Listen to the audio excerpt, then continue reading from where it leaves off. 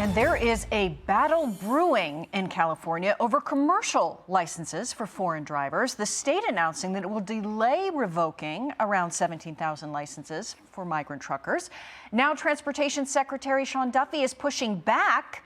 Let's bring in Ken Cuccinelli, former Deputy Secretary of Homeland Security. Sir, thank you for being with us. We just heard this, truly heartbreaking story for a mother who is grieving for someone who should not have been on the road. And the argument being made here is that some of these migrant truckers across California may not be up to the standards to be able to drive, may not even be able to read English. All of this is being looked into. Right. And now there's this, financial and economic showdown going on between the state and the feds. And thank you for being here to talk about this. But I really want to show you what Secretary Duffy had to say about this as the back and forth goes on between California and the federal government.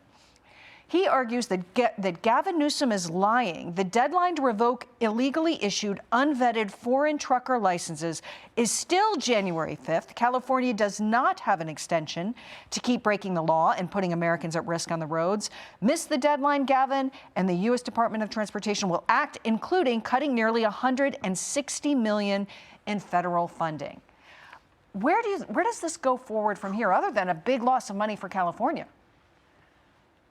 I mean, that is where it goes forward. The real stick the Department of Transportation has always had is funding.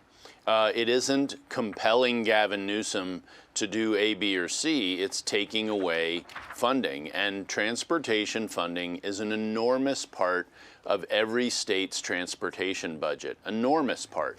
And the bigger the state, the bigger the amount of money. In California, the first 160 million Sean Duffy was talking about, I'm sure, is just the beginning. It will continue to escalate if California doesn't come into line with the expectations, very reasonable expectations that have been uncovered to not be being followed in many states, of the federal requirements for commercial driver's licenses. And you're talking about people driving semi-trailers. You just did an interview with tragedy of just cars.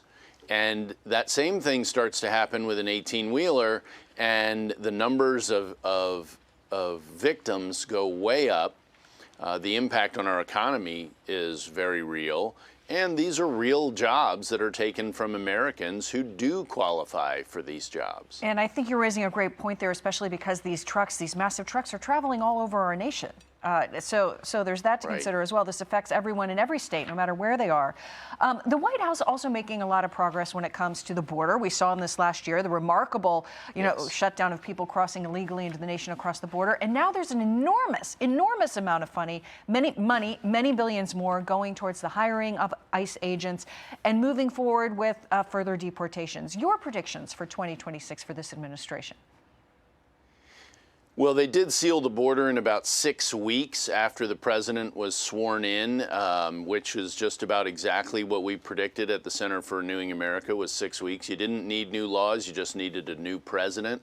President Trump proved that. I think they're going to make more efficient the deportation efforts that certainly have plenty of political will behind them in 2025. And so I think we'll see the numbers go up. Though the proportion, which has been disputed quite a bit lately, the proportion that have committed other crimes will go down because they've already deported almost a third of those, we'll call them double criminals, people who not only entered the country illegally but committed other crimes as well. The Trump administration's most recent numbers show they've deported about 150,000 of those. There were probably around 500,000 at the beginning of the administration. And so the proportions of non-criminals, non-double criminals are going to continue to rise, as they should. There are 10 or 20 million illegal aliens here, and the president promised he would prioritize criminal aliens. He has done that. He will continue to do that, but that doesn't mean no one else gets deported. So what I expect to see in 2026 is a substantial improvement in the efficiency of the deportation of both criminals, but you're going to see the numbers of non-criminals go up substantially. Ken Cuccinelli, a new year just getting started. We appreciate you joining us with your insight. Thank you very much. Appreciate it. Good to be with you, Molly. I'm Steve Ducey. I'm Brian Kilmeade. And I'm Ainsley Earhart. And click here to subscribe to the Fox News YouTube page to catch our hottest interviews and most compelling analysis.